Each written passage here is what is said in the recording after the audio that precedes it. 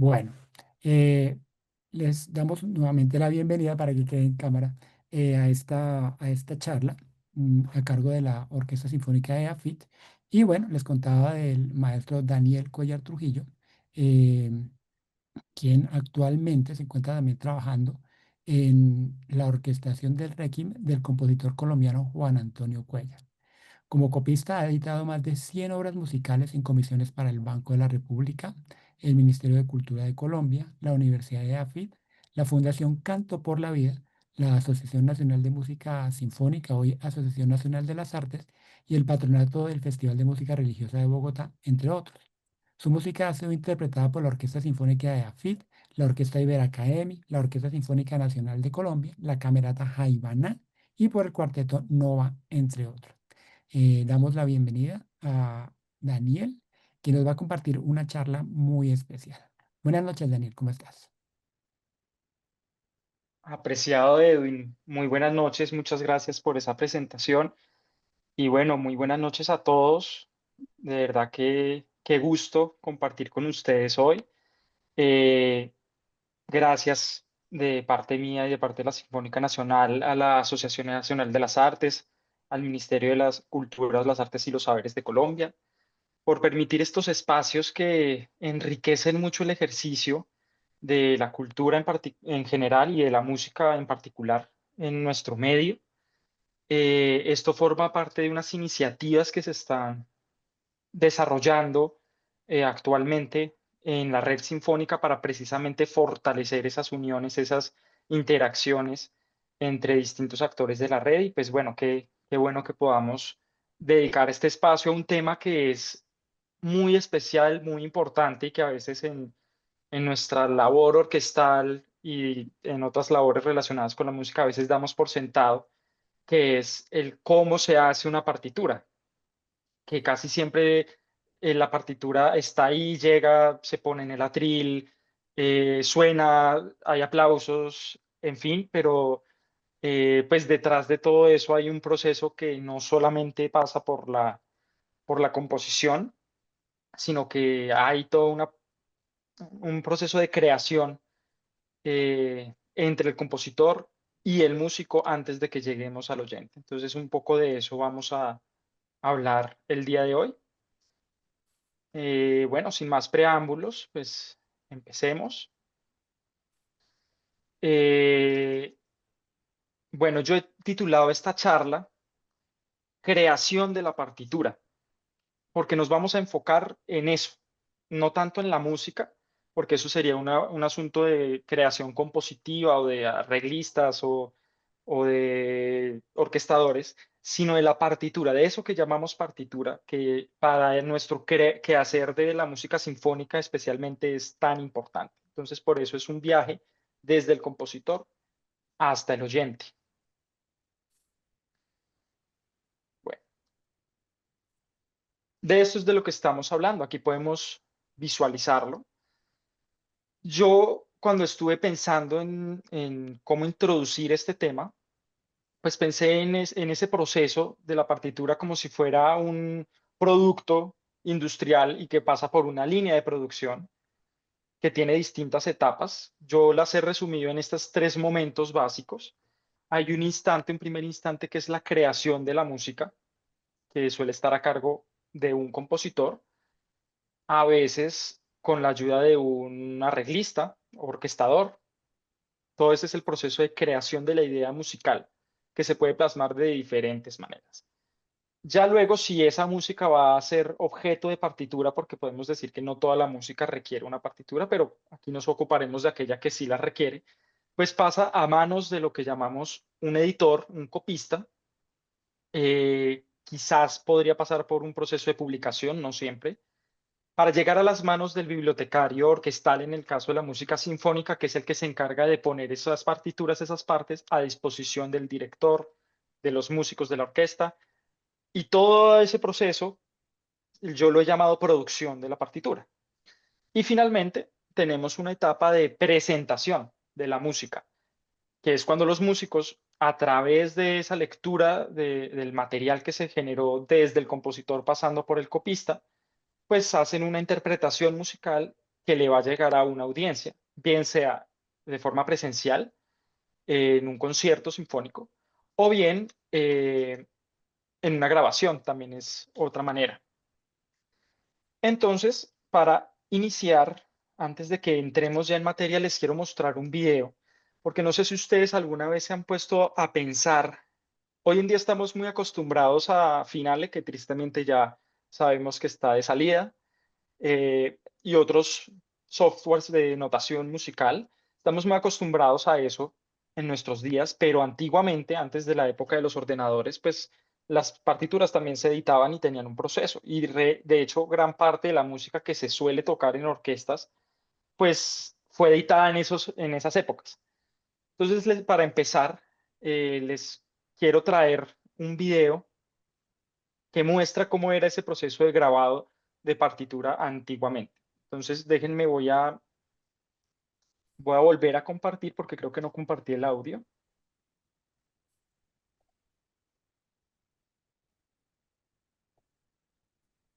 Listo.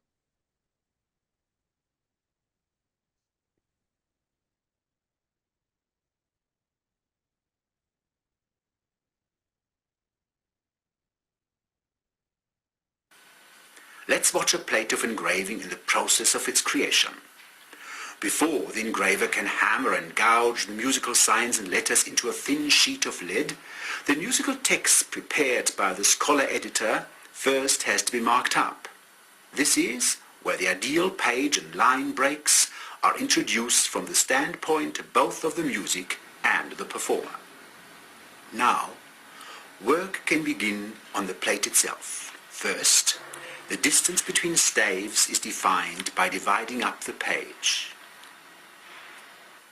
The lines of the staves are now cut with a 5-pronged rule.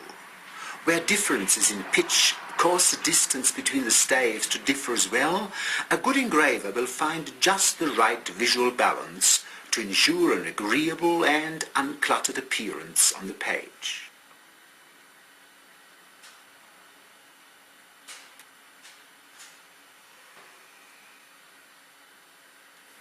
Once the vertical division is complete, the notes can be spread horizontally on the page according to their durations.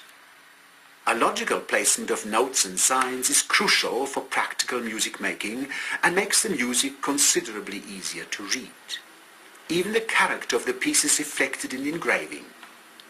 An allegro movement will be engraved much more densely than a lento. Now the engraver sketches the layout on the page with a steel nib.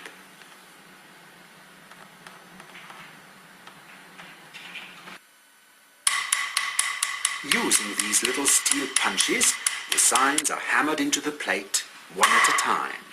All this is done in mirror inversion so that the page will read from left to right after printing.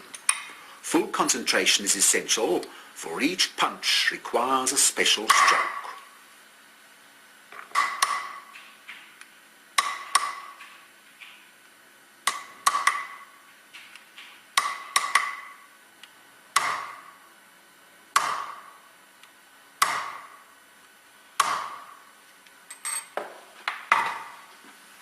To reduce the tension on the plate, the engraver smooths the reverse side.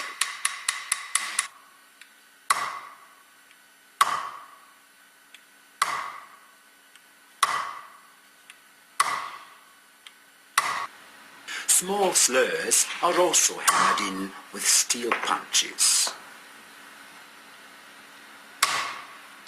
These so-called single lip cutters are used to cut stems, ledger lines, beams and slurs into the plate, freehand.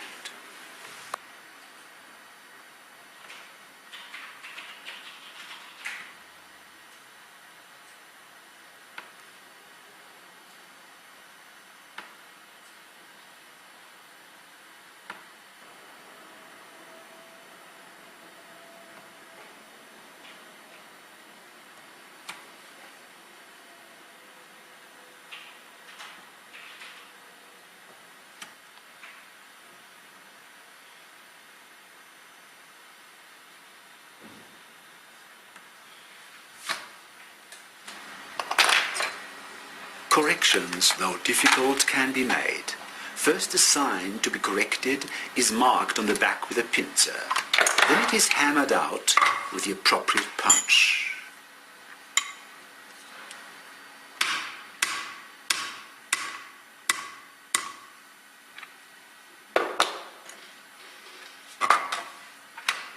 The front side is smoothed out and the staff lines redrawn if necessary.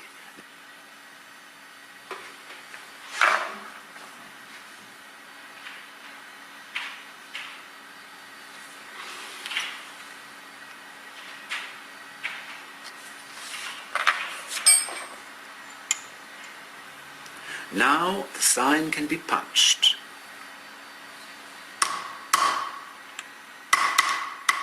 Finally, after some 8 hours of work, page 40 of Henley's Urtext edition of Schubert's Violin Sonata, Opus 137, number 3, is fully engraved and ready to print. A 3-edged rasp is used to remove the projecting margins and edges. Finally, the plate is polished with a brush.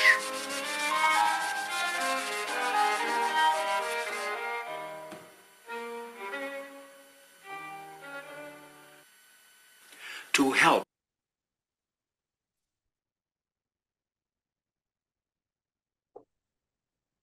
Bueno, hasta ahí. No sé si alguna vez habías visto ese proceso tan... A mí me parece que es fascinante, es increíble cómo hacían eso. O sea, fíjense que ellos hacen la placa al revés, pues lo hacían, y hoy en día todavía se sigue haciendo en grandes editoriales, porque la placa es el sello con el cual imprimen después la música. O sea, es un proceso bellísimo y muy dedicado, de mucha atención al detalle, muy artesanal. Eso sigue siendo así. No sé si alguna vez han visto en las partituras pues, ediciones Berenreiter o como estas ediciones Urtext europeas de Bach, de Mozart, de Beethoven, que a veces abajo hay un numerito en el pie de página de las páginas internas. Ese es el número de serial del set de placas. O sea, digamos, una sinfonía tiene todas las placas, tantas placas como páginas necesitan, y eso tiene un serial, y eso es lo que registran, porque pues eso es lo que genera la impresión. Ellos no registran como tal las copias que se imprimen, sino la placa. Bueno, es un proceso precioso, y pues yo se los quería mostrar porque aquí voy a volver a presentar, porque pues la edición de partituras, si bien hoy en día tenemos las herramientas informáticas, pues en la experiencia que he recorrido en editar muchas partituras, en cometer muchos errores, en enredarme con muchas páginas que no salían bien, me he dado cuenta que sigue siendo un proceso artesanal, sigue siendo un proceso de atención al detalle. Eh, o sea, cambia la herramienta, pero finalmente pues sigue siendo lo que es, ¿no? Y un poco lo que quiero que miremos hoy desde una perspectiva amplia y quizás un poco rápida, porque pues, es un proceso, o sea, editar una partitura es un proceso largo, es lo que quiero que nos fijemos es ese proceso como de línea de ensamblaje, que tiene unos procesos que ocurren primero y otros procesos que ocurren después. Aclaro que esta charla no está enfocada a un software en particular, porque yo el software que aprendí a manejar y que pues me va a tocar aprender otros es Finale, porque pues Finale ya va de salida. Igual pues tiene muchas cosas muy buenas. Me parece que es un software muy bien logrado, pero pues el mundo sigue adelante y toca seguir aprendiendo. Hay otros software de notación, está pues obviamente Sibelius, que es uno de los más famosos desde hace muchos años. También MuseScore ha cogido mucha gente lo está utilizando, y Dórico, que está empezando a marcar mucho la parada en edición. Pero como son tan distintos, pues yo no me voy a enfocar en uno en particular. Me interesa más es que veamos ese proceso de la creación de la partitura desde sus principios gráficos. Entonces, pues para empezar, yo quisiera plantearles a las personas que estamos, pues que están conectadas hoy, una pregunta que quizás puede ser un poco obvia, pero que puede dar que pensar. Y la pregunta es, ¿qué es la partitura? Puntualmente, si la partitura es un registro de lo que hacemos los músicos o si es un registro de lo que suena. No sé, Edwin, si te parece que abramos micrófonos para que las personas que quieran puedan intervenir y compartir apreciaciones Podemos sobre esta hacerlo, cuestión. podemos hacerlo solo por ese medio o también podemos hacerlo a través del chat. Si alguien Ah, quiere, vale. también lo podemos escribir a través del chat. Estamos aquí pendientes leyendo sus comentarios. Dos cositas. Nos preguntan que si por favor puedes compartir el enlace donde se puede observar el video que nos compartiste Claro que sí, ahí en el claro chat. que sí. Lo voy a compartir en el chat ya mismo. Sí, es que es maravilloso esto. No me acuerdo qué. Ah, esta es la Henle Ferlag, ni más ni menos. A ver, vengan, yo voy a salir un momento de la presentación para poder ver el chat.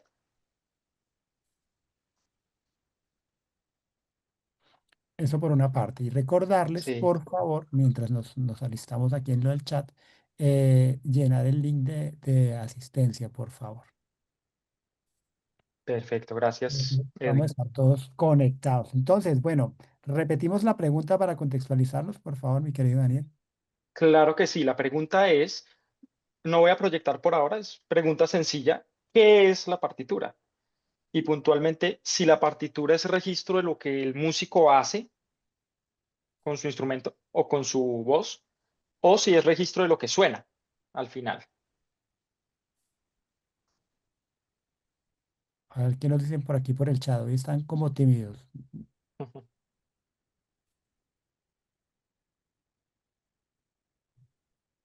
Sí, pero es una discusión que se abre desde puntos de vista interesantes, ¿no? sí, Porque puede ser ambas. Puede ser un exacto. registro de lo que está, de lo como previo, ¿no? También puede ser un Sí, registro, un resultado. Podría tomarse desde ambos puntos de vista, depende como en el momento en que se esté trabajando, me parece a mí. sí. Sí, ¿Alguien de op- acuerdo. Y también depende de como de la estética musical, del Ujú. periodo interpretativo. También, pues como que tiene otras variables que es bueno como dejar reflexionando al respecto. Si les parece, pues dejemos esa pregunta en el aire y más adelante la podemos conversar. Pero Yo por tenemos dos ahora, respuestas, sí tenemos participación. ay, Eh, sí, bueno, cuéntame. Osvax nos dice que es un poco de las dos, es lo que creo. Mm, Y Mari Zamora nos dice, lo que suena puede ser un poco distinto porque el instrumentista le imprime mucho de sí. Y eso abre la claro, discusión también por otros puntos, ¿no? Muy esa es otra interesante. discusión también, porque pues no todo se escribe Ujú, necesariamente. Eh, en Haydn, en Mozart, por ejemplo, hay muchas cosas que se dan por hechas y no hacía falta escribirlas porque pues era una obviedad, pero que quizás hoy en día ya no lo son. Sí, ajá, muy, hay muy otra. buena apreciación esa. Hay otra por ahí de C, la representación, Diana Collazos, la representación gráfica de lo que el compositor quiere que del instrumentista interprete. Pero hay opciones como Mm, instrumentista de proponer cambios y fraseos. Está sí, interesante la pregunta, mi querido maestro, abierto aquí sí, sí, a un sí. debate en varios sentidos, ¿no? Claro, no, y a veces el músico tiene más razón que el compositor. Lo digo por experiencia propia. A veces ellos saben mejor la música que uno más o menos escribe. Ujú, Sí, sí, sí, chévere. A ver qué más nos dicen por ahí. ajá, A ver, aquí estoy viendo Diana Collazos, la representación gráfica de lo que el ujú, compositor quiere que el instrumentista interprete. Pero hay opciones como instrumentista de proponer cambios y fraseos. Sí, sí, o sea, eso sí es una cosa interesantísima y me ha llamado mucho la atención siendo no editor, sino bibliotecario, y es que los músicos siempre van a cambiar arcos, siempre uno les pasa un Tchaikovsky que ya eso ya está más manoseado que hasta ahí, y aún así le cambian cosas, cambian arcos, fraseos, en fin, y eso es bien interesante porque la música finalmente es un arte vivo, es por eso, porque no es solo lo que se plasma en el papel, sino es toda una interacción de varias etapas. A ver, por aquí nos dicen, si fuera estrictamente lo escrito en la partitura por el compositor inicialmente, no habría tantas versiones, arreglos, ediciones. Exacto, sí, de acuerdo. Uno como bibliotecario nuevamente, si va a programar un Beethoven, si le dicen para tal semana es primera de Beethoven, entonces uno se pone a mirar, bueno, pero ¿qué edición vamos a usar? Probablemente una Berenreiter, si se puede, si no una Breitkopf, o una buena edición. Eso sí que hace la diferencia. Pero bueno, a ver, no sé si hay más, no sé si hay más inquietudes. Bueno, yo creo que podemos dejar esa pregunta en la Ujú. mente. Ahorita más adelante la podemos retomar. Yo por ahora, para efectos de nuestra charla, diré que la partitura es una representación gráfica de un arte acústico, ¿sí? A veces podrá indicar lo que se tiene que hacer para que algo suene, a veces indicará lo que finalmente suena, pero podemos estar de acuerdo en que la partitura es una representación gráfica, ¿sí? Es algo que se plasma sobre el papel y que ayuda a la interpretación, a la ejecución. Entonces aquí les quise mostrar varios ejemplos de partituras. El primero es un ejemplo de una partitura medieval. Debía anotar la fuente, pero no la recuerdo en estos momentos. Pero lo que me interesa que veamos es la belleza primero de este manuscrito, hecho con toda la dedicación, tomándose el tiempo para hacer cada detalle muy bien hecho, los neumas tan bellos y la caligrafía que es preciosa. Y esto es una manera que se tenía antes de representar la música. Esto pues es claramente música vocal. Luego tenemos un ejemplo del primer libro del clave bien temperado de Bach. Esto es un facsímil de su manuscrito. Eso es caligrafía de Bach o de uno de sus copistas. No averigüé bien ese detalle, pero en todo caso, pues es una partitura manuscrita. En el centro, en la parte inferior, pues vemos el inicio de la sonata patética de Beethoven en edición moderna. Si mal no recuerdo, esta es edición Breitkopf. No, perdón, edición Berenreiter. Y vemos pues la notación con la que estamos más familiarizados, todo mucho más claro, más organizado, como lo solemos ver en nuestro quehacer diario.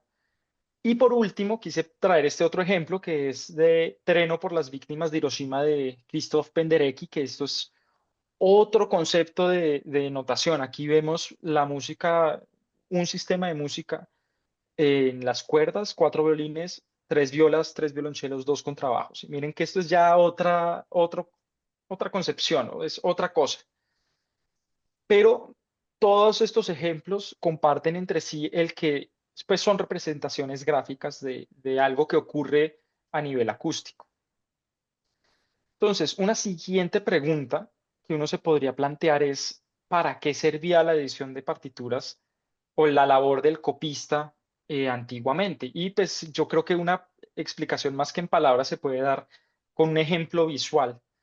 Aquí les traigo dos versiones del mismo fragmento de la misma obra, una versión, el manuscrito original del compositor, y la otra versión que es editada. Esta es la sonata apasionata de Beethoven para piano, eh, un fragmento del primer movimiento. Entonces, fíjense ustedes en el manuscrito, en, por ejemplo, los tamaños de las cabezas de las notas son difíciles de ver, o sea, están muy claros. Si uno se pone como a descifrar, está muy claro, todo está ahí, pero a primera vista no es tan evidente. Toca como meterse en ese trabajo de arqueólogo a ir entendiendo cada cosita.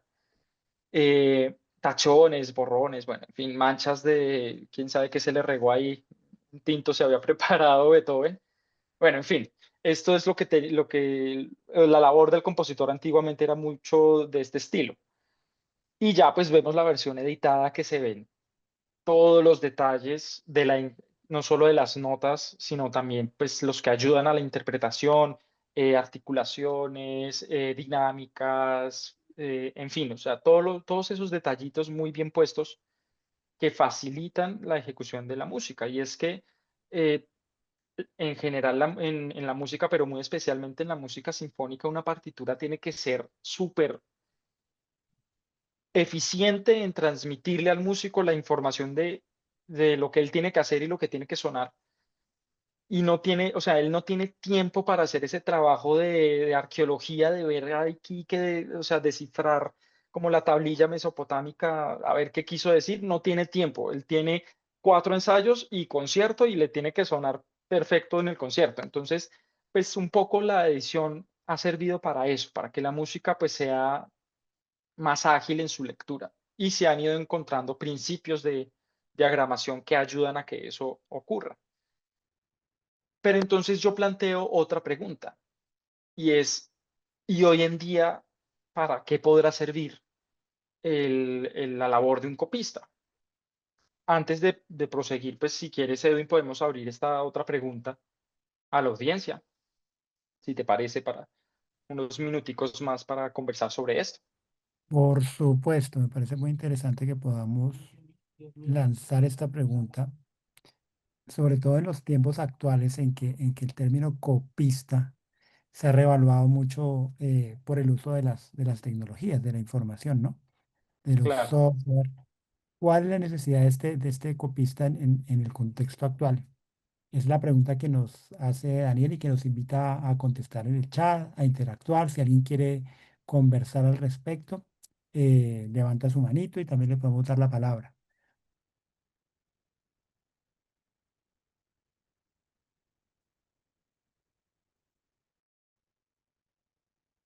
Yo inicialmente veo como una posibilidad importante en el medio de la música para cine, por ejemplo, en que mucha música nace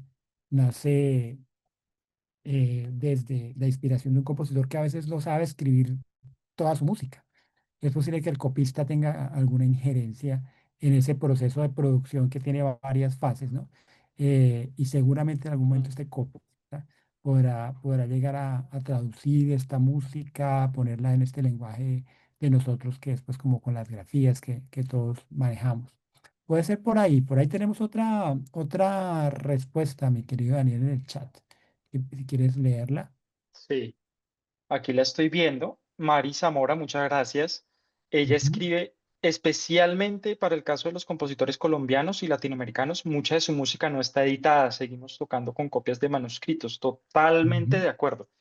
Totalmente de acuerdo. Y es que nosotros en EAFIT tenemos un centro documental de partituras en nuestra biblioteca, que es uno de los más grandes del país, con música preciosa. Yo he tenido oportunidad de editar varias obras que están ahí y que son unos tesoros preciosos, pero que desafortunadamente no están todavía en una condición que se preste para ser tocadas con facilidad y pues mucho menos para hacérseles una difusión.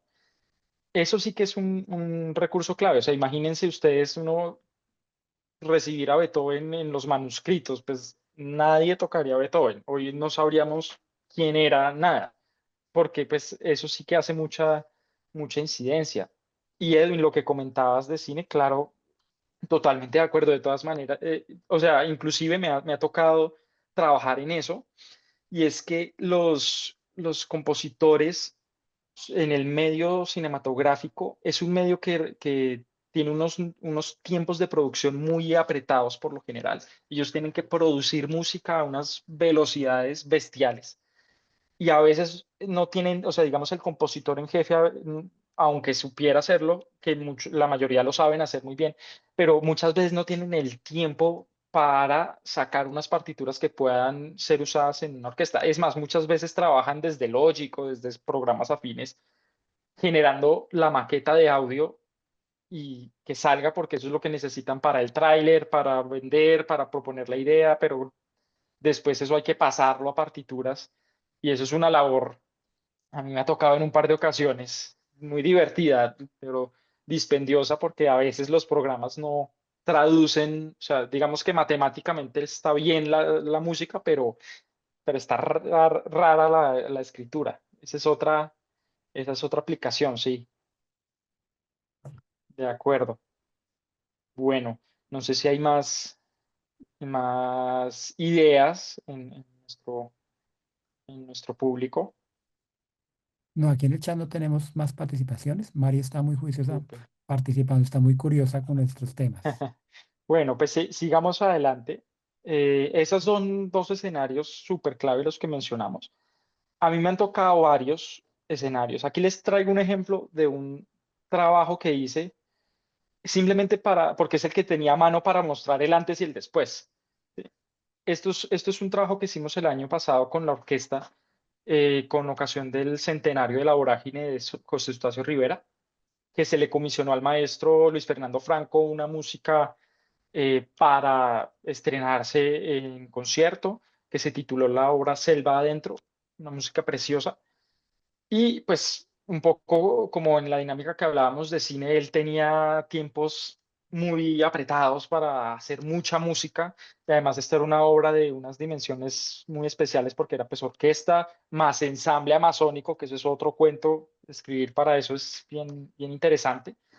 O sea, como de ocarinas, yapurutús y flautas de la selva y todo esto más unas grabaciones que él hizo de la selva que se convirtió, o sea, la selva se convirtió en un instrumento más de la obra y toda la parte de la orquesta, por supuesto. Entonces, pues ahí tuvimos un equipo de, pues el compositor, la parte de producción y en su momento yo tuve el honor de participar en el equipo de copistas para pasar estas partituras ya al estado en el que leyeron los músicos. Y pues aquí hay un ejemplo muy, digamos, de los momentos más álgidos de la edición. Uno de los momentos más difíciles fue este, por ejemplo.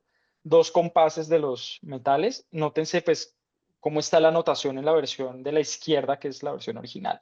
Vemos que hay muchas colisiones, hay símbolos que están, pues, ubicados donde no son. Hay unos silencios que como que no aclaran, sino que antes se enturben un poquito. Eh, notas como alteraciones colisionando con las notas, en fin, un montón de detalles que lo que hacen es generar ruido visual.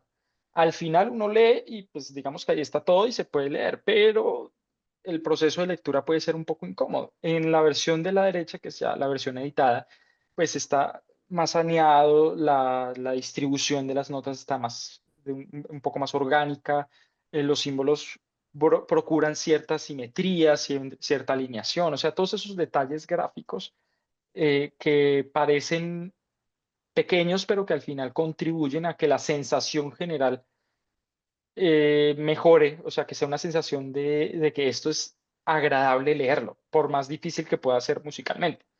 Y eso es un poco lo que se busca en la labor del copista, generar partituras que sirvan, que sean prácticas y que generen ese placer de hacer música. O sea, que el músico se pueda enfocar en hacer la música y no en tratar de descifrar qué es lo que está escrito. Bueno, entonces,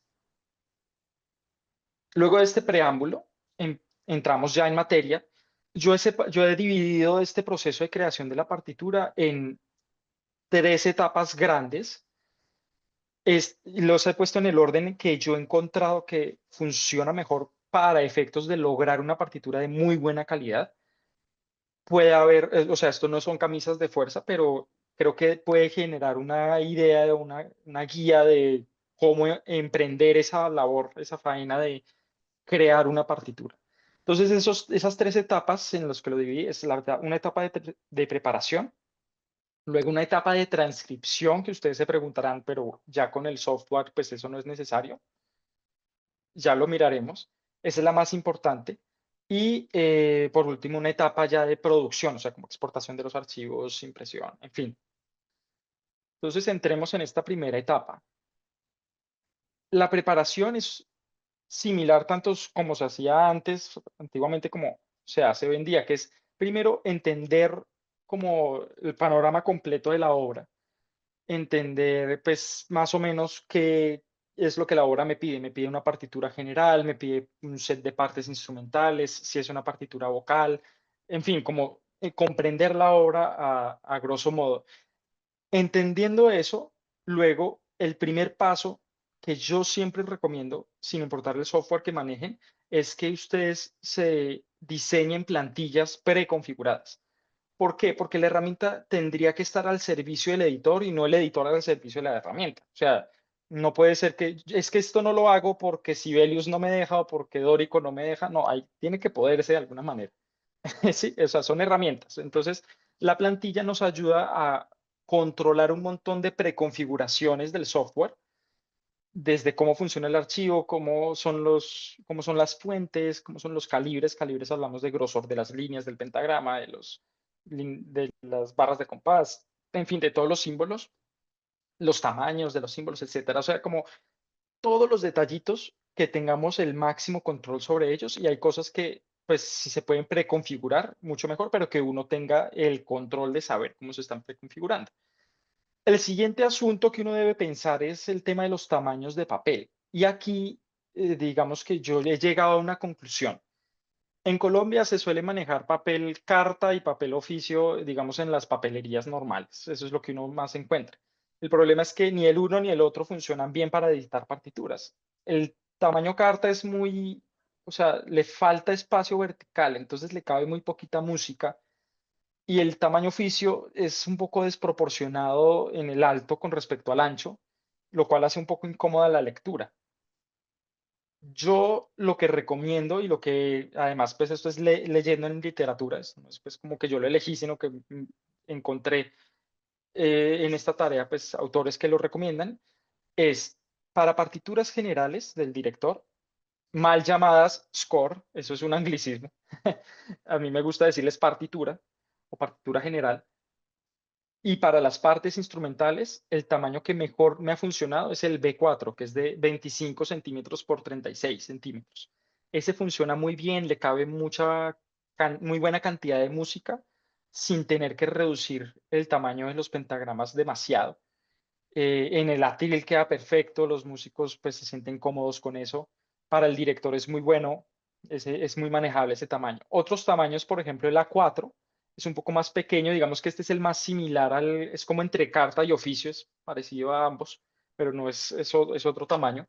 Este sirve mucho, por ejemplo, para partituras vocales, porque los coristas pues tener un papel como el que les acabo de escribir del B4 sería demasiado engorroso porque ellos suelen tener sus partituras en la mano en un concierto. Entonces, en cambio, el tamaño A4 es mucho más manejable.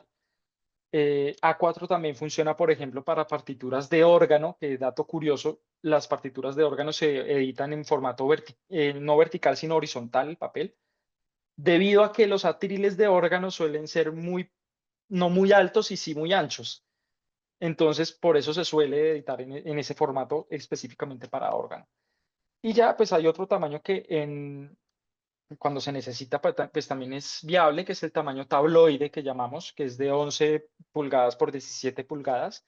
Ese sirve para cuando tenemos una instrumentación, mejor dicho, apoteósica, que no cabe de otra manera, eh, o cabría, pero ya con el pentagrama es demasiado pequeño. Aún así, yo sugiero que esa sea la última opción y que de verdad pues, se justifique, porque a veces me encuentro como bibliotecario de la orquesta con partituras de director en este tamaño, en este formato, y yo miro la instrumentación y yo digo, pero ¿por qué lo editó en tabloide si esto cabía perfecto en B4? Bueno, pues ya veremos cómo se puede lograr eso. Pero esas son como mis recomendaciones. Otra cosa que se puede preconfigurar son los márgenes de página. Yo sugiero y también referenciado en autores, eh, mínimo un centímetro y medio de margen, tanto arriba abajo como en los laterales de todas las páginas de todos los materiales. Idealmente 2 centímetros. Esto da como aire a la partitura. Bueno, ¿qué otra cosa podemos preconfigurar? Todo lo que son los textos que acompañan a la partitura. Entonces, estos textos yo los he separado en tres categorías. La primera es la de las páginas preliminares, que esto pues variará. No siempre las partituras que editemos requerirán páginas preliminares, a veces sí. También pues depende de si se va a publicar, cuál es la editorial, pero digamos que grosso modo uno podría encontrar en páginas preliminares pues una portada con el título, subtítulo, autores, editorial, etcétera, como la información normal de una portada. Una contraportada que puede tener a veces tabla de contenidos, si es una obra de varios movimientos, a veces eso ayuda mucho. La instrumentación, muy importante. Noticia legal, pues como de la editorial o del autor, en fin, eso también es bueno ponerlo. A veces se pone la duración de la obra, en fin, información, datos importantes. A veces uno se puede encontrar notas al programa sobre la obra en estas páginas preliminares. Yo, digamos que soy partidario tanto de ponerlas como de no ponerlas. A veces pueden saturar mucho, pero a veces pueden ser útiles. Digamos, para un programador, pues puede ser útil poder tenerla ahí a la mano si no tiene contacto con el director, contacto directo. Y a veces también se ponen convenciones de notación, sobre todo cuando es música de notación muy contemporánea o de cosas que no se suelen ver que el compositor y el copista definieron, pues como unos estándares de notación para esa obra. Esas son las páginas preliminares. Y ya dentro de la partitura tenemos dos categorías de textos. En la primera página de música tendríamos el título, el subtítulo. Voy rápido porque ahorita los vamos a ver. La dedicatoria, fuerzas instrumentales, número de catálogo o número de opus, si lo hay, autores de texto, de música, fechas, a veces se pone fecha de nacimiento y de función, no siempre, o fecha de composición, tipo de material, esto es súper importante, pues partitura transpuesta o partitura vocal, o si es la parte, pues flauta 1, violín 1. Atribuciones de derechos, eso suele ir abajo. Sí, el texto pues legal. Y a veces se pone información editorial. Eso en la primera página de música. Y en la segunda página, esto sí que siempre pónganlo. Súper importante. Y se los digo no como editor, sino como bibliotecario. Esto es súper importante poner siempre número de página, porque eso permite organizar el material cuando se imprime. Nombre de la parte, porque a veces me llegan partes que uno imprime eso, se enredan los papeles y vaya usted a saber qué es violín y qué es oboe. Entonces, nombre del instrumento, nombre de la parte. Si es partitura general, pues no hace falta porque se ve que es una partitura general. Y título de la obra o algún texto que permita referenciarles o a veces ayuda mucho también, como en la catalogación de la música. Y aquí podemos ver más o menos cómo podría quedar distribuidos estos textos. Aquí yo obviamente modifiqué los tamaños para que se vea bien en la presentación, porque pues vean que los márgenes no son lo que les dije ahorita de 2 centímetros, porque no me cabría bien. Y obviamente la proporción de los textos con la partitura está exagerada para que se pueda leer, pero lo que me interesa aquí es ver más o menos la distribución de cómo podrían quedar estos textos. Entonces vamos en orden. Arriba tendríamos la dedicatoria, pequeño, se suele poner a veces en cursiva. En la parte superior izquierda de la primera página de música, pues el nombre de la partitura o parte. Luego tendríamos el título centrado, a veces subtítulo, el número de opus si lo hay, fuerzas instrumentales y vocales. ¿Aquí a qué me refiero? Por ejemplo, una obra que se titule, por decir algo, Pachanga Sabrosa, para octeto de vientos. Eso, para octeto de vientos, como el formato instrumental resumido. No siempre se necesita, a veces es evidente que es para orquesta, pero a veces conviene ponerla. Luego seguimos hacia abajo, tendríamos a la izquierda, si es una partitura con texto vocal, pues se pone el autor del texto, el autor de la letra, a veces con fechas de nacimiento y de función. Y en la parte derecha, alineados a la misma altura, compositor, también a veces nacimiento de función. Y si lo hay, arreglista. Y ese año en mayúscula sostenida, pues sería como el año de adaptación o año de creación. No siempre tiene que estar, pero es como para que lo veamos. Y abajo tendríamos la noticia legal, un ejemplo pues resumido como la palabra copyright, el signo de copyright, la fecha de la edición, el nombre del titular y aquí una noticia sencilla, todos los derechos reservados. Y a mí me gusta poner en mis partituras editado en Colombia. Eso me parece que es un detalle de fina coquetería porque pues hay que celebrar nuestro patrimonio y desde ahí se puede hacer. Bueno, y en la segunda página de música tendríamos la numeración de páginas, el nombre de la parte, súper importante, y muy chévere si puede quedar en la parte superior centrado. Eso agiliza mucho el proceso del bibliotecario. Y abajo, pues, como una referencia que puede ser compositor o título, subtítulo o todas. o el número de serie que que ponen en la Henle-Ferrand. En fin, esto es como para ver un ejemplo de los textos. Lo otro que podemos ir pensando desde esta etapa de planeación es el tamaño de la música. Y aquí esto es súper clave. Esto sí que es, mejor dicho, hay muchas cosas en música que son objeto de interpretación, pero esto es de lo que no admite negociación porque se basa, o sea, se fundamenta en principios físicos de que se ve o no se ve la partitura, sí, por decirlo en un lenguaje coloquial. Es decir, dependiendo del tipo de partitura o de material que tengamos, el pentagrama tendrá que tener un tamaño dentro de un rango variable, obviamente, pero no es recomendable exceder esos límites, porque al hacerlo podríamos terminar con una partitura que por el tamaño no es fácil de leer. Me ha tocado ver directores en la orquesta que reciben música que les toca hacer porque pues, se ganó fulano un premio o no sé, por cualquier motivo tienen que hacerla. Y dicen, yo la hago porque toca, pero si no, no la programaría porque es que ¿quién lee esto? ¿Sí? Por una partitura que está muy bien escrita, pero, pero el pentagrama está muy pequeño. Entonces, la música, el tamaño de la música se mide en el tamaño de los pentagramas, en el tamaño vertical de los pentagramas. Aquí yo traigo una recomendación que no es mía, sino de Elaine Gould, que es autora obligada para edición de partituras. Y ella recomienda estos rangos de medida que son como los rastrillos que usaban, ¿se acuerdan en el video? Estos rastrillos que usaban para marcar los pentagramas tienen unas medidas que son lo que nos traen acá. Si tenemos música educativa, se pueden utilizar pentagramas más amplios, más generosos, hasta casi 10 milímetros pues aquí ponen 9,2 milímetros de alto.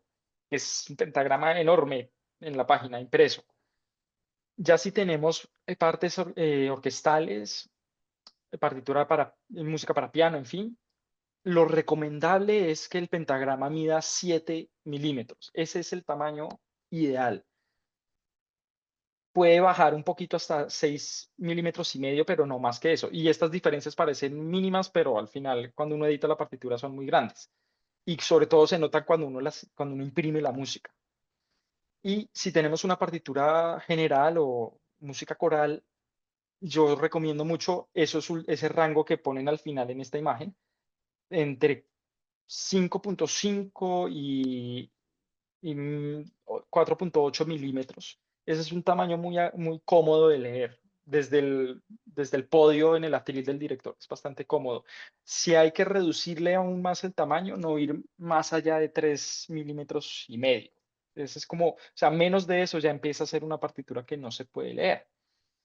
Y todo esto, aclarar que el tamaño es del pentagrama, no de los títulos, o sea, no de esto que teníamos en la diapositiva anterior.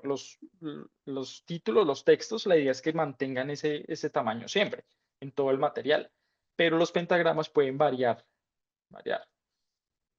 Bueno, ¿qué otra cosa podemos preparar en esta etapa inicial?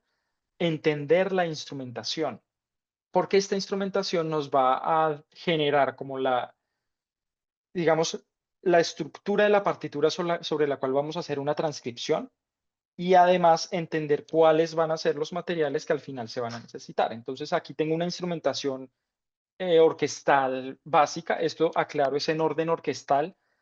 Si fuera música para banda, cambia un poco el orden de los instrumentos, pero pues como estamos en una conferencia dictada desde la Sinfónica de AFIT, pues me doy esa licencia de que esto es música orquestal. Entonces, pues un orden normal que conocemos en orquestas es primero las maderas, en orden flautas, oboes, clarinetes, saxofones suelen ir ahí después de los clarinetes y por último fagotes. Luego en los metales, cornos, trompetas, trombones, tubas y en todos estos vientos, pues digamos flautas y todos los miembros de la familia de las flautas, oboes y todos los miembros de la familia de los oboes, etcétera. Luego el timbal es curioso, en música de orquesta el timbal se considera una sección sola, es como decir maderas, metales, timbal. El timbal, si bien lo toca un percusionista, realmente es otra sección, es muy curioso eso. en Estados Unidos a un timbalista, si le toca tocar una nota de triángulo y el timbal, cobra doble, porque son dos cargos diferentes. Y bueno, en percusión, la percusión es un mundo que todavía está en elaboración, esas estandarizaciones. Yo aquí traigo un orden que a mí me ha servido, pero que no es camisa de fuerza porque pues siempre dependerá, pero me sirve como esta catalogación. En la percusión me gusta organizar primero idiófonos, que son los que en lo que vibra es el cuerpo del instrumento, en contraste con los membranófonos, que son los tambores. Los idiófonos no afinados de metal, como un triángulo o un platillo, no afinados de madera, como un woodblock o unas castañuelas. Luego los membranófonos, todos los tambores. Luego los idiófonos afinados de metal, por ejemplo, glockenspiel, vibráfono, afinados de madera, xilófono, marimba, como por poner un orden. Luego tendríamos los teclados, que un orden podría ser celesta, órgano, piano. Luego podríamos poner las cuerdas pulsadas, bandolas, tiples, guitarras, arpas, en fin. Cuando la obra tiene solistas, o sea, como violín solista, como concierto para violín, quiero decir, o coros, normalmente van aquí después de todo lo demás, aquí justo antes de las cuerdas. Y por último, cuerdas frotadas. Entonces de aquí yo ya derivo que tendré que hacer, qué materiales tendré que hacer, una partitura general, solista, partitura vocal, partes instrumentales. Y aquí llega un punto que puede ser un poco disruptivo, y es que en mi experiencia, la partitura general, o lo que mal llamamos score, es un derivado de las partes y no al contrario. O sea, la partitura del director es el resultado de poner juntas todas las partes y no las partes el resultado de cercenar la partitura del director. Ya entraremos en eso enseguida.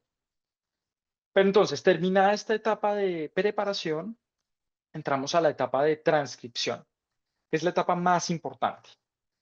Y ustedes se preguntarán, pues hoy en día quizás si no estoy haciendo una edición de una partitura que está manuscrita, pues ¿para qué transcribir si tengo el digital? Es una pregunta que me parece que es válida y yo al principio, pues yo cuando editaba música que ya tenía como un original en digital, pues yo partía de ese original y empezaba a organizar. Pero en mi práctica, en mi experiencia, me di cuenta que esa estrategia me obligaba a no tener pleno control con todos los detalles, porque me enfrentaba a un archivo de otra persona que quién sabe qué adecuaciones había hecho, no sabía las configuraciones, o algunas configuraciones ya no se podían hacer porque ya estaba escrita la música. En fin, pues hay un montón de detalles que yo no estaba controlando.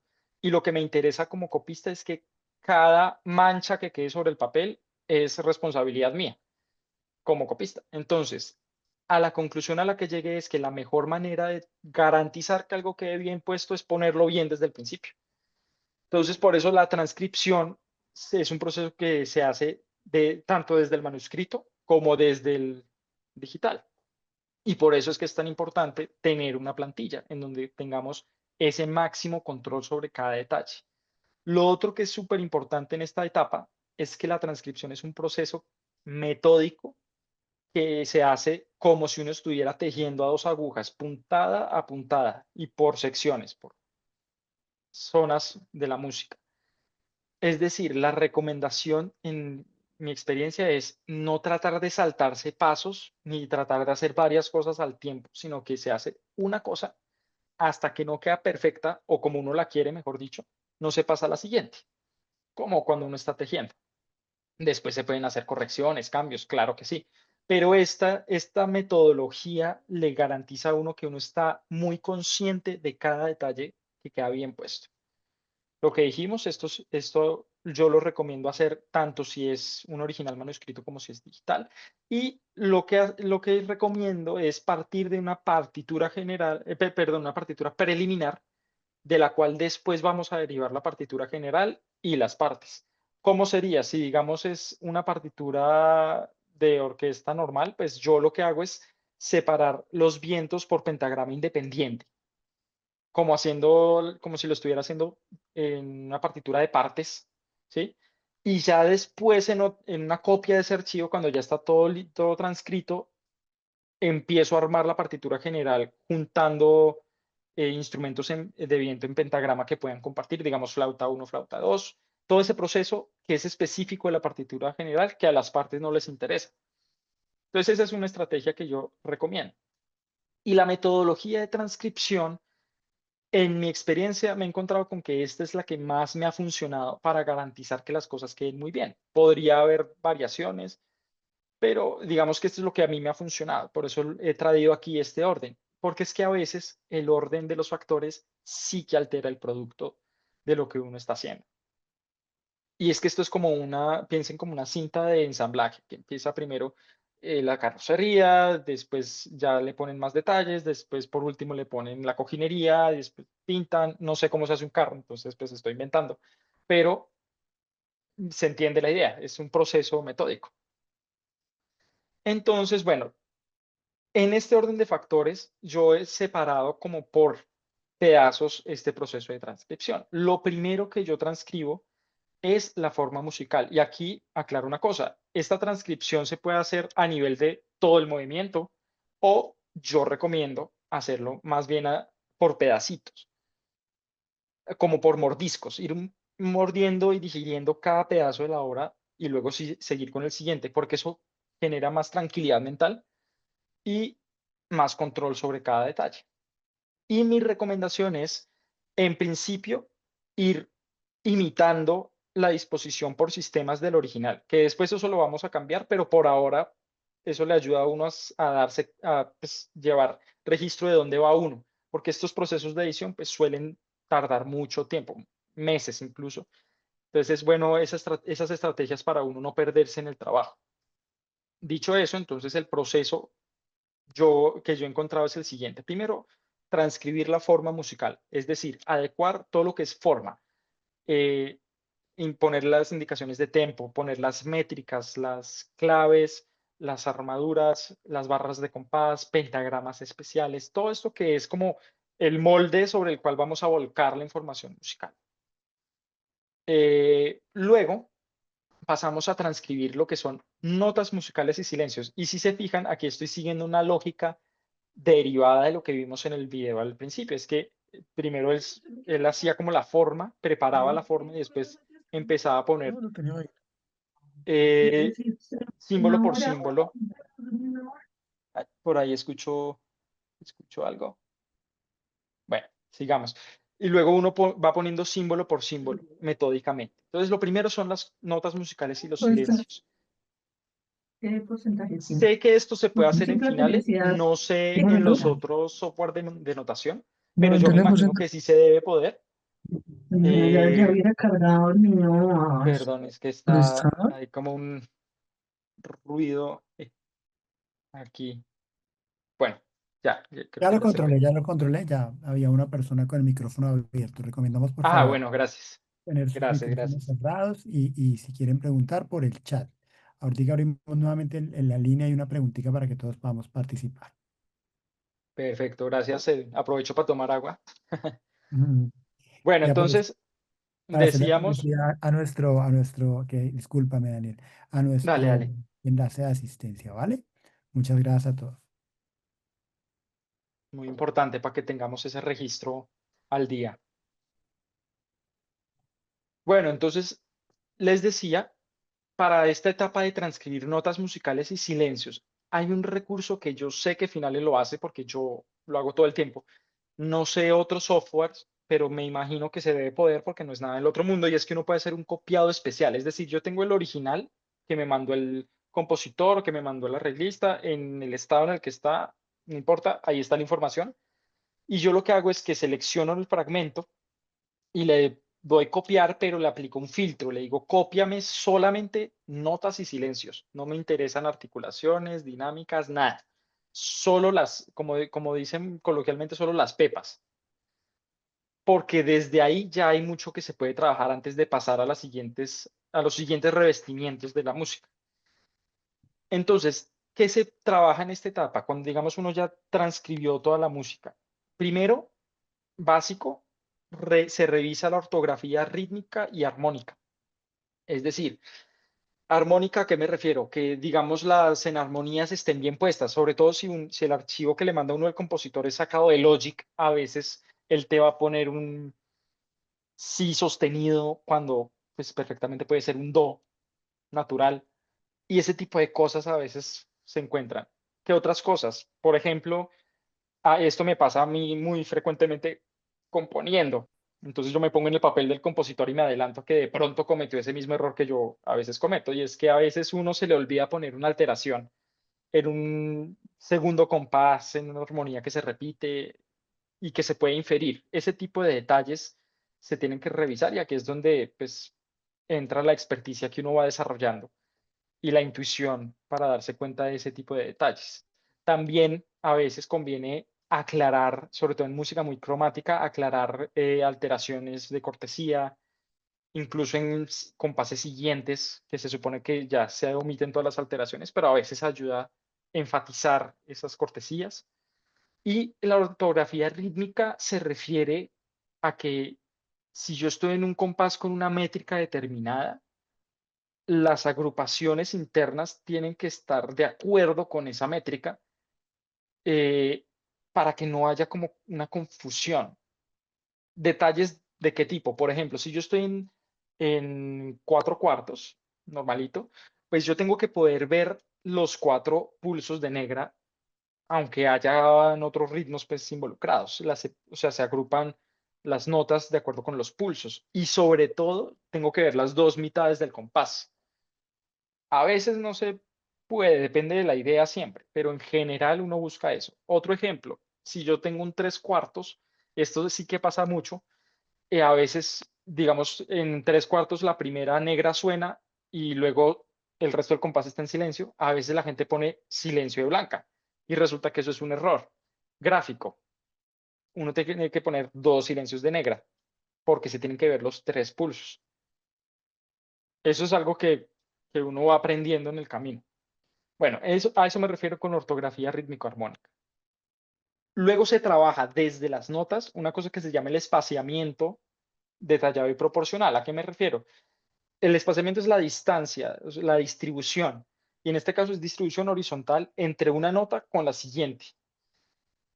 La distribución de la música lo es todo en edición de partituras y parte de aquí, parte de establecer las distancias entre las notas. Los programas de notación funcionan así. Uno tiene que aprender a aprovechar eso, porque las notas, digamos que en una página, la idea es que todas las corcheas tengan una distancia entre ellas similar, no igual, pero similar en toda la página, y que las negras tengan una distancia más amplia, proporcional, y así sucesivamente con todas las figuras. Y eso se trabaja desde aquí, desde este espaciamiento detallado.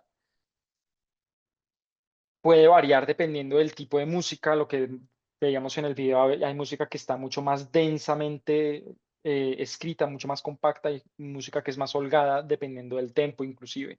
Pero en fin, todo eso se trabaja en esta etapa.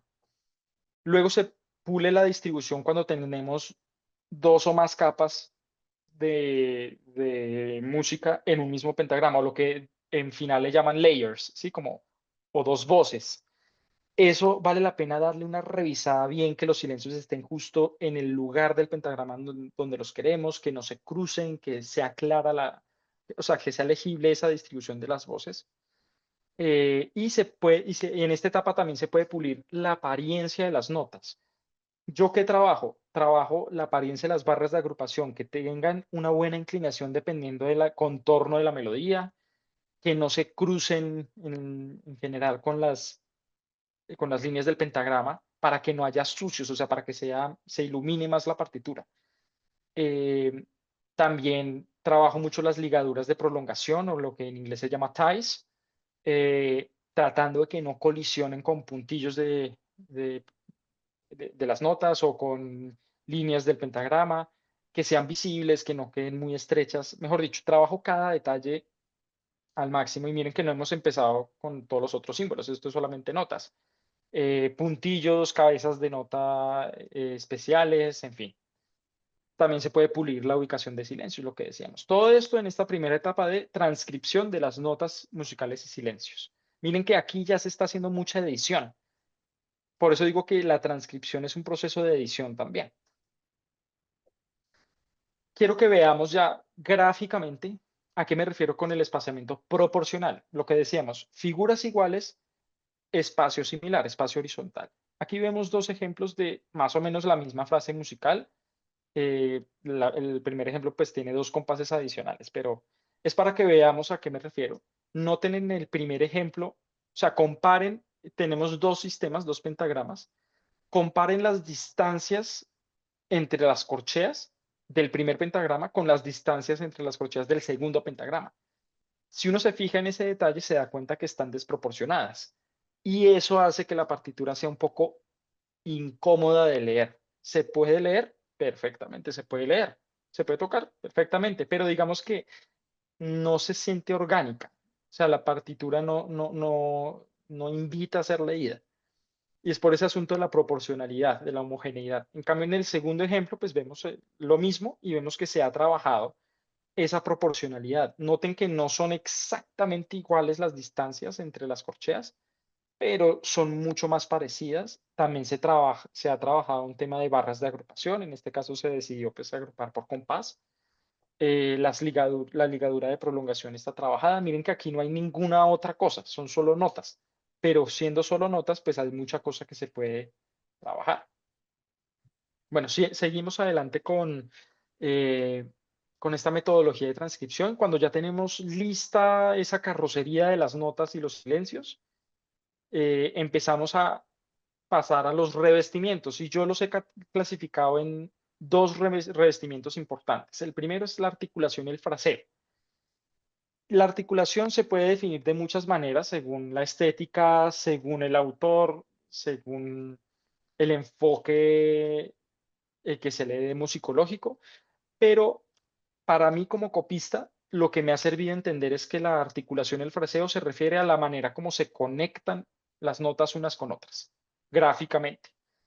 Y todos esos símbolos, no voy a entrar en eso porque eso daría para otra charla completa, pero todos esos símbolos tienen que estar bien puestos con respecto a la nota o las notas a las que corresponden.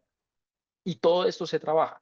Mi recomendación es que este proceso se haga manualmente por una razón, y es que yo quiero tener completo control de las fuentes que voy a usar para las articulaciones, de la curva que van a tener mis ligaduras.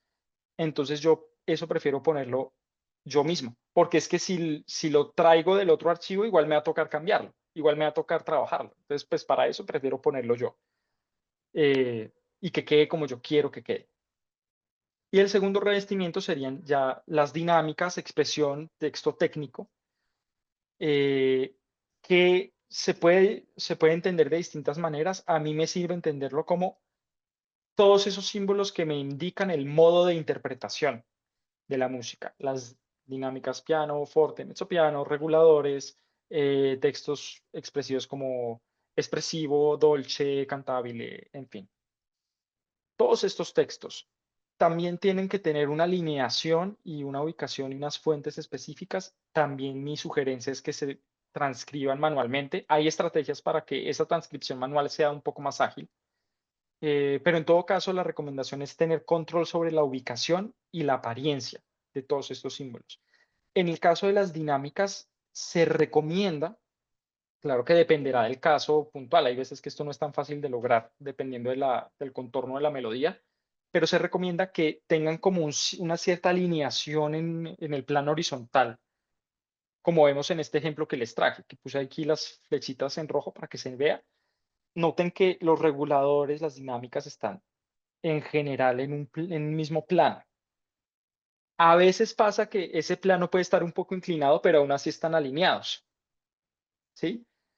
Eso en general ayuda porque recordemos que el músico tiene que leer esto rápido, esto tiene que entenderlo muy, muy rápido, y pues ayuda a que en general los símbolos del mismo significado estén en el mismo sitio. Igual esto tiene toda una ciencia también que podría uno ahondar en eso, pero digamos que una recomendación es esa, y pues la alineación vertical es súper importante para entender desde donde es fortísimo, desde donde es piano, desde donde hasta donde va el regulador, en fin. Todos estos son los revestimientos que le pondremos a la música. Y ya por último, pues tenemos unas últimas notaciones que podemos incluir. Por ejemplo, símbolos de octava, símbolos de pedal, símbolos especiales, en fin, dependerá de lo que estemos editando. El texto vocal, súper importante. A mí me gusta, y esto es hace muy poco, hace unas semanas llegué como a esa conclusión. Me gusta transcribir el texto vocal cuando ya tengo toda la música transcrita, por una razón, y es que el texto tiene que tener una lógica horizontal de lo que se está diciendo. Y al hacerlo así, pues yo tengo más control, más conciencia, mejor dicho, sobre la puntuación, sobre la ortografía, la silabación. O sea, es una estrategia que les recomiendo, pero también se puede hacer pues como por secciones. Muy importante es ser muy conscientes de que dependiendo del idioma, la separación por sílabas cambia. Por ejemplo, la palabra Cristo en español se divide Cristo en castellano, pero en latín, por ejemplo, Christum se separaría Christum. Entonces uno tiene que tener esa conciencia de cómo se separa. Y en inglés es otra cosa diferente. Yo recomiendo pues como uno tener la herramienta del silabador cuando se necesite. Y por último, un detalle que a veces se omite, pero que siempre que se pueda, no siempre se puede, pero siempre que se pueda es muy útil, es hacer una reducción a piano, en el caso de que el compositor no la haya hecho, especialmente para partituras que involucren coro o que involucren solistas o las dos, porque esto les va a ayudar mucho en el proceso de ensayo. O sea, si uno recibe una partitura como corista y no hay piano, pues digamos que se puede trabajar, pero de pronto no vas a tener referencia del acompañamiento instrumental si es que es con orquesta, con instrumentos, y para el ensayo va a ser un poco más difícil para el pianista correpetidor. Entonces, siempre que se pueda, es aconsejable tener esa reducción. Bueno, y aquí hay un punto muy importante. Todo este proceso de transcripción es un proceso interpretativo en sí mismo. Hasta es un proceso creativo en tanto que el copista muchas veces se enfrenta con tener que tomar decisiones, bien sea porque no tiene acceso al compositor o porque tendrá que entregar rápido o a veces el compositor ya murió, no hay manera de preguntarle qué es lo que quería decir. ¿Qué casos son estos que uno se puede encontrar? Por ejemplo, uno se puede encontrar puntos dudosos que no se entiende definitivamente. Yo tengo una digitalización de un manuscrito que me enviaron de quién sabe dónde y pues no hay manera de ir a yo a hacer la digitalización, está borroneado, no se ve, no se entiende. Yo creo que es esto, entonces eso es una decisión editorial. O por ejemplo, aquí el compositor claramente puso un re bemol, pero por contexto armónico claramente tiene que ser re natural, por ejemplo. Eso es una decisión del editor. Todos esos puntos dudosos o todas esas decisiones hay que consignarlas. Entonces, mi recomendación es cuando ustedes estén haciendo una edición, siempre tengan un archivo, puede ser de Word, en borrador si quieren, para ir anotando muy bien escrito, detallado, todas esas decisiones. Eso es bueno tenerlo escrito, porque después esas decisiones habrá que comunicárselas al cliente o a la editorial, o habrá que ponerlas en conversación con el compositor o con el revisor, o simplemente tenerlas para dejar una constancia, un salvoconducto de yo como editor asumo estas decisiones. A veces ese compendio de notas sirven para elaborar una cosa que se llama comentario crítico, que no sé si han visto en las partituras, por ejemplo, de Bach, de buenas editoriales, que aparece un prefacio largo que uno siempre va a tocar en piano, entonces uno se salta todo eso y va directamente a la sonata o a la invención o a lo que sea. Pero aquí están consignadas esas decisiones. Incluso aquí explican, nos basamos en el manuscrito tal y en la copia tal de la edición no sé qué y tal, y se tomaron estas decisiones, y lo narran, lo queda ahí consignado. Eso es muy importante tenerlo, sobre todo cuando es casos de publicación, no sé, pues, si es como para un evento especial, pues que no se va a publicar la obra como tal, sino que se va a usar, pues de pronto no. Otra estrategia que uno puede tener es el uso de los corchetes cuadrados. A veces es una manera elegante de indicar que hay una adición editorial. ¿A qué me refiero? Por ejemplo, un fragmento que uno ve que todos los vientos están en mezzoforte y hacen lo mismo, pero por alguna razón el oboe no tiene nada, ninguna dinámica, pues uno puede poner mezzoforte entre corchetes y esos corchetes indican al lector: este mezzoforte no lo escribió el compositor, pero se entiende que tiene que estar ahí. Entonces es una adición editorial. Y a veces se pueden poner sencillamente notas al pie de página. Pero en definitiva, siempre llevar registro de esas decisiones editoriales es súper, súper importante. Y bueno, culminado este proceso de la transcripción, pasamos al último. Para lo cual, antes de continuar, Edwin, ¿tú podrías confirmarme la hora para saber más o menos cuánto tiempo tenemos? En este momento tenemos las 9:23. Ah, bueno, tenemos buen tiempo. Bueno, listo, entonces continuemos. Ya al final, miramos, yo quiero como terminar todo el panorama para que podamos entrar en conversación sobre las preguntas que puedan irse suscitando durante la charla. Bueno, entonces, llegados hasta este punto, recapitulemos un poco. Vimos pues que hay una etapa de preparación con unas plantillas, con unos tamaños de papel, unas fuentes, en fin, un montón de detalles que se preconfiguran, que van a ser como el molde donde se va a recibir toda la información musical. Y luego pasamos a un proceso que es como de ensamblaje, en donde se va construyendo la partitura capa por capa. Aquí hay una cosa interesante a analizar, y es que si se fijan, ese proceso que les describí de transcripción no necesariamente es el proceso que hace un compositor para escribir. El compositor, la idea le surge a veces con todo al tiempo, y está bien, o sea, así es como debe funcionar la composición, porque es un proceso de agarrar la idea musical, y la idea musical es como venga, ¿sí? Puede venir solamente el ritmo con la dinámica o las articulaciones y todavía no tener precisión de las notas. En fin, ese es otro proceso. Pero aquí cuando estamos haciendo la partitura, como es un proceso gráfico, sí es importante seguir como ese orden, y el orden que más me ha funcionado es el que les planteé. Algo importante es que en esa transcripción lo que nos va a interesar es que cada símbolo esté bien puesto con respecto a su pentagrama, sin importar si de momento hay colisiones con símbolos de otro pentagrama. Lo que me importa es que este forte está puesto donde es con respecto al pentagrama donde suena, porque ya lo otro es lo que vamos a ver en esta tercera etapa. Bueno, entonces, aquí ya entramos en la parte final en donde vamos a armar la partitura ya para imprimir o para entregarla al bibliotecario para que la imprima. Retomo una cosa que yo había comentado al inicio, que es un poco, o sea, yo cuando me encontré con esta idea me pareció muy descabellada, muy rara, pero mientras más la analizaba yo decía, o sea, y mientras más la he pensado me he dado cuenta, tiene mucha razón. Y es que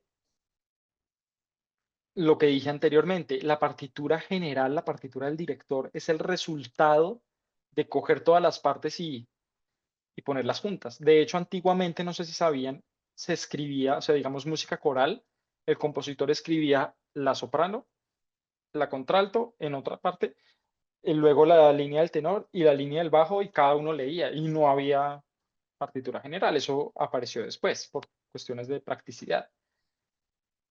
Entonces, llegados a este punto, lo que vamos a tener es un archivo, digamos, semilla, del cual vamos a derivar dos archivos finales, que va a ser uno para la partitura general y otro para la partitura, para las partes, perdón, instrumentales y vocales. ¿Yo por qué recomiendo eso?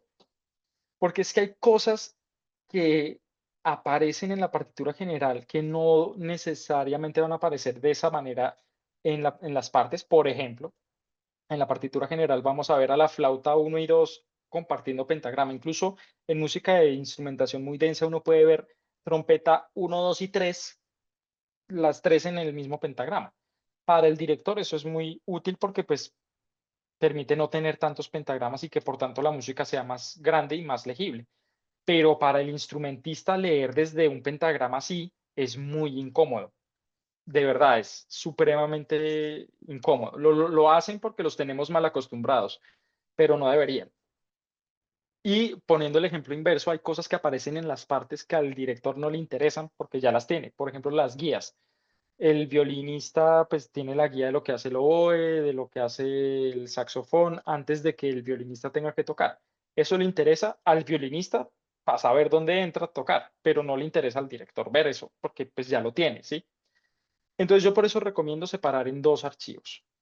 A veces, si uno es, o sea, si no son obras muy complicadas, a veces esto se puede lograr en uno solo, dependiendo del software, pero yo recomiendo separarlo para tener tranquilidad. Eso sí, en el momento en que uno separa a dos archivos, ya sabe que cualquier corrección hay que hacerlo en los dos.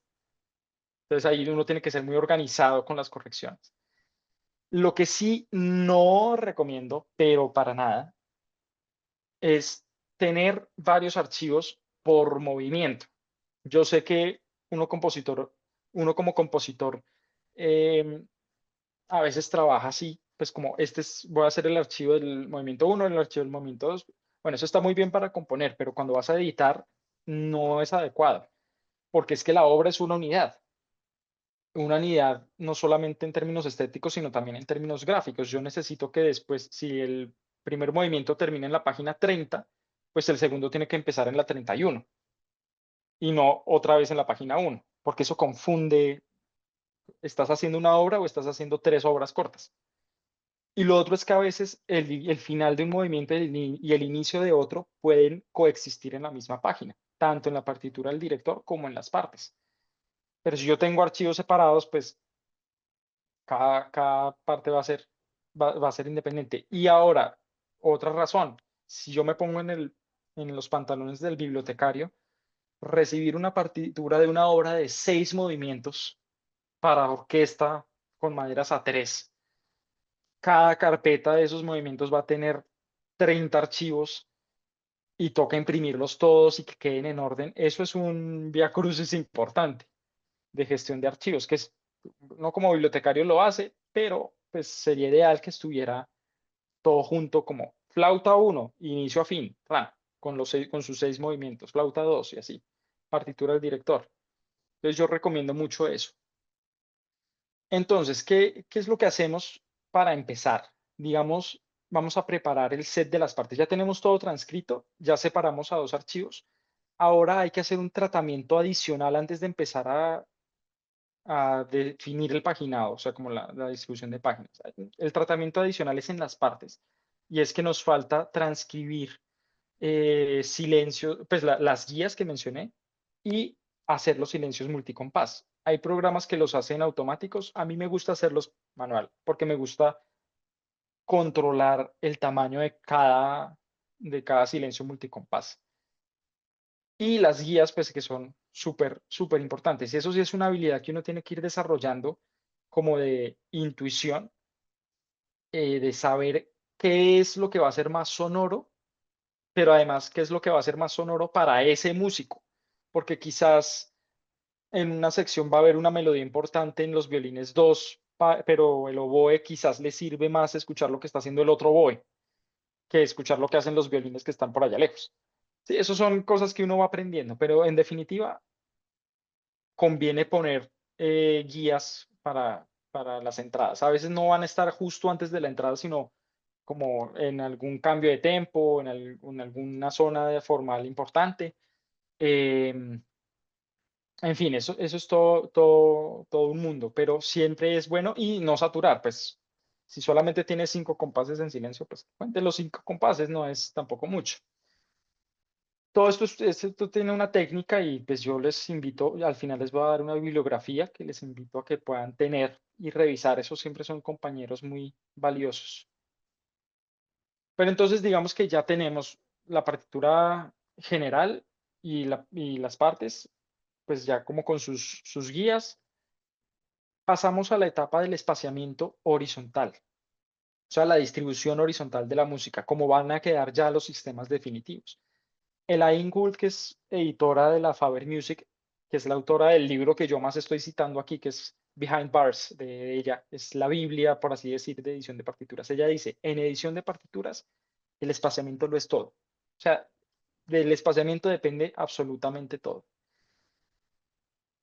Y ahora volvamos a algo que comenté al principio. Bueno, no al principio, como en la sección anterior. Y es que en la transcripción de las notas, yo de una vez fui cuadrando las distancias matemáticas, que cada software tiene su manera de hacerlo, entre las notas. ¿Por qué? Porque eso me da como una primera idea de lo que orgánicamente la música necesita de espacio horizontal. Aquí lo que vamos a trabajar es ya la distribución a un nivel no tan detallado, sino más amplio, pero la idea es, en la medida de lo posible, guiarse por el espaciamiento detallado, o sea, guiarse por el espacio que la música te pide naturalmente, ¿sí?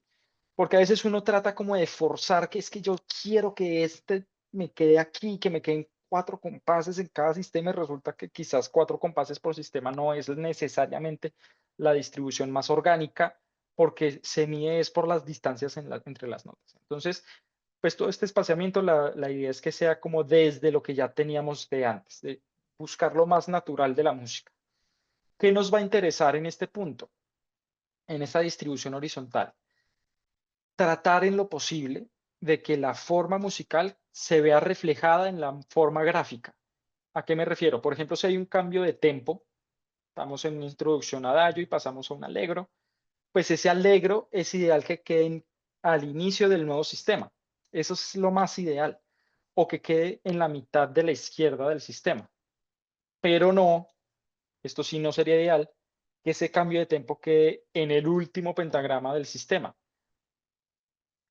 Porque por facilidad gráfica, pues para el director es más útil tenerlo al inicio del sistema y pues al final del sistema se ve como raro, como desbalanceado.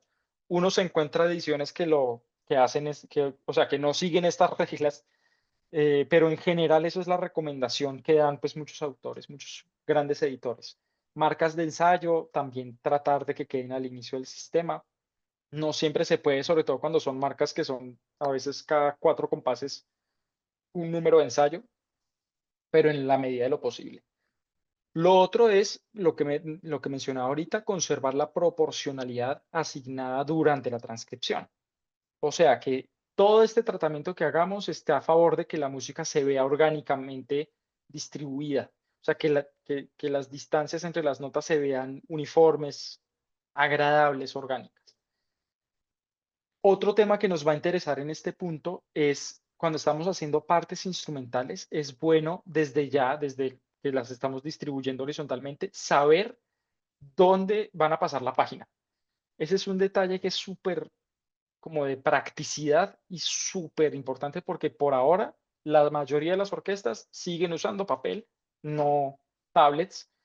Entonces, pues el cambio de página se hace manual. Y es súper clave que tengan tiempo de hacerlo. No siempre se puede. O sea, si estamos con una música que el pobre primer violín tiene que tocar semicorcheas 4 minutos seguidos, pues primero qué cansancio y segundo, pues ni modo, le toca pasar como pueda la página. Pero en la medida de lo posible, siempre hay que buscar buenos cambios de página. El cambio de página siempre va a ocurrir en la página numerada con número impar, es decir, la que nos queda, si abrimos el librillo, la que nos queda a la derecha. Súper importante eso sí que es como casi que regla religiosa de edición de partituras para orquesta. Por ejemplo, en partituras de coro no se necesita porque pues ellos no necesitan la mano para cantar. En partituras de piano a veces es difícil, por eso se tiene la persona que pasa las páginas, pero también se puede lograr en ciertas cosas. Buenas ediciones a veces lo logran, incluso en sonatas de Beethoven hay tiempo suficiente. Cuando ya distribuimos toda esta música horizontalmente, yo me detengo un momento a pulir detalles que van a ocurrir en esos inicios de finales y finales de sistema. ¿Qué tipo de detalles? Por ejemplo, a veces al inicio del sistema, digamos, hay una ligadura de prolongación que viene del sistema anterior, que a veces puede quedar un poco estrecho el espacio que tiene. Entonces, ese tipo de cosas se ajustan para que la ligadura pues se vea bien, se entienda, se note para empezar. Otros detalles también relacionados con ligaduras de prolongación. Digamos que una música está en do mayor, es decir, pues sin alteraciones, pero que al final de un sistema puse, qué sé yo, un si bemol, que no está dentro de la armadura y está ligado hasta el sistema anterior. En el inicio del sistema anterior tiene que aparecer el bemol. Sí o sí, eso es una regla. Y eso solamente lo podemos saber, o sea, eso solo lo podemos hacer cuando ya sabemos fijo el cambio de sistema es acá. Entonces, revisar eso y revisar símbolos que pueden pasar de un sistema a otro, como ligaduras de fraseo, reguladores, sí, todos estos símbolos que pueden estar en más de un sistema. Revisar que estén bien, que estos cambios de sistema estén bien. Luego, esto es un paso que solamente aplica para la partitura general, para las partes no. Y es que este es un proceso que a mí me fascina hacerlo y es de mucho detalle y de mucha atención. Y es que dijimos que cuando hicimos la transcripción teníamos los instrumentos separados por pentagramas. El paso que se hace cuando ya distribuimos la música horizontalmente en la partitura general es empezar como a estrechar ese acordeón de pentagramas para que me quepan en la página. ¿Mediante qué recurso? Juntando los instrumentos que pueden compartir pentagrama. A mí, ¿por qué me gusta hacer esto después de que ya distribuí horizontalmente? Porque es que va a haber sistemas en los que me interesa que dos instrumentos que pueden compartir pentagrama lo compartan, pero después quizás habrá algún instrumento que pues quizás no puedan compartir pentagrama por una cuestión rítmica, que es más claro si están en dos pentagramas diferentes, o por una cuestión de que uno cambia a otro instrumento que tiene otra transposición. Entonces, por ejemplo, aquí les traigo un ejemplo de una obra en la que he estado trabajando recientemente, que la mencionó Edwin al inicio. Este es un fragmento del Requiem de Juan Antonio Cuellar, en el que he estado trabajando. Entonces vemos, estos son dos, o sea, solamente las flautas en dos sistemas consecutivos. Entonces vemos que en un sistema tenemos flauta 1 y 2 compartiendo pentagrama normal, tienen el mismo ritmo, es bastante sencillo hacer esto. Pero luego en el siguiente sistema la flauta 2 muta a pícolo. Entonces, en el siguiente sistema ya no voy a tener pentagrama de flauta 1 y 2, sino que voy a tener pentagrama de flauta 1 y pentagrama de pícolo, porque tiene otra transposición diferente. Ese tipo de detalles es mejor trabajarlos cuando ya sabemos los sistemas van de aquí hasta acá. Se podrían hacer antes, pero pues yo pienso que eso es gastar mucha tiza innecesariamente, porque quizás habrá sistemas en donde no haya necesidad de juntar los instrumentos. Y bueno, ya digamos que pulimos estos detalles a nivel horizontal, ahora lo que nos resta es organizar a nivel vertical para que ya sepamos, pues ya tener la música que va a caber en cada página. Este es ya de los pasos finales. En esto que llamamos espaciamiento vertical o distribución vertical, es donde se define el paginado definitivo de cada material. O sea, aquí ya sabemos, va de tal página a tal página, este movimiento, en fin. ¿Qué es lo que buscamos? Hablemos primero de la partitura general, de la partitura del director y la partitura vocal, que son partituras que por lo general el sistema tiene varios pentagramas. Entonces lo que nos interesa es evitar que colisionen símbolos de distinto pentagrama, distribuir estos sistemas de modo homogéneo y los pentagramas también tienen una distribución homogénea. Tratar de no tener distancias exageradas. Por ejemplo, si tengo un par de pentagramas que son piano, no puede haber una distancia muy exagerada entre esos pentagramas. Tiene que ser una distancia, pues como hay unos estándares, no voy a entrar en ello, pero hay unos estándares para eso. Y hay un truco que es súper interesante, que a veces uno no se da cuenta, o sea, uno lo ve todo el tiempo y uno no se da cuenta. Y es que en la partitura, esto solo en la partitura del director, puede uno recurrir a cambiar el pentagrama en perdón, el tamaño de los pentagramas dependiendo de la cantidad de música que necesito que me quepa en una página. Me explico. Aquí tenemos un ejemplo visual. Aquí les traigo dos páginas de la consagración de la primavera de Stravinsky, de la misma obra, misma partitura del director. Por un lado está la página 8 y por otro lado está casi al final de la obra, en la página 138. Esto, cuando uno está leyendo, como de inicio a fin leyendo la música, uno no se percata, pero noten, si yo pongo esas dos páginas juntas y están en la misma proporción, noten que los pentagramas de la primera son notoriamente más altos que los pentagramas de la segunda. Lo otro que se nota es que la segunda página es mucho más saturada de información. Ese es un recurso que se puede utilizar en partituras de director. En ciertos sistemas específicos se puede reducir el tamaño del pentagrama, no de la página. No, o sea, no quiero que me cambien los tamaños de números de página, textos como del encabezado, pie de página, no. Solo el pentagrama y solo en ese sistema. Y eso, luego de haber agotado todas las opciones para comprimir esos pentagramas, esos sistemas. O sea, después de haber puesto las tres trompetas en un solo pentagrama, después de haber puesto al coro no en cuatro pentagramas, sino en dos, sopranos altos en uno, tenores bajos en otro. O sea, después de haber comprimido al máximo, que este sea como el último recurso, porque es que cambiar el tamaño del pentagrama es algo delicado. Entonces, siempre que se haga, la recomendación es no exceder los límites ni máximos ni mínimos de tamaño, sobre todo de mínimos. Una partitura demasiado pequeña no se lee bien, así de sencillo. Y eso sí es algo que uno tiene que respetar, porque eso ya está, o sea, eso ya está inventado. Pero este es un truco que ayuda mucho en ciertos casos. En Daniel, las partes, quería ¿sí? comentarte, como vamos de tiempo, son las 9:44 minutos. Ah, bueno, perfecto. Entonces paso rápidamente. En las partes instrumentales nos interesa cuadrar los cambios de página. A veces se puede insertar una página en blanco para lograrlo. Este es un ejemplo de una edición mía. Que los sistemas estén uniformemente distribuidos. Y ya pues pasamos a la última etapa, que es revisión y exportación. Aquí pues uno en la revisión voy rápidamente porque me interesa que lleguemos a ese tiempo de preguntas. Lo que uno hace en la revisión final es ponerse en el papel del músico, en el papel de la persona que está leyendo la partitura, también en la perspectiva del compositor. Se revisan algunos cambios puntuales a nivel de instrumentación, como mutaciones, cambios de sordina, en las cuerdas cambios de divisi a unísono, cambios de arco a pizzicato, y siempre en articulación siempre que se pueda, siempre que esté el chance, con la persona que esté haciendo la revisión. Eso es buenísimo, tener a alguien que le apoye en esa parte a uno.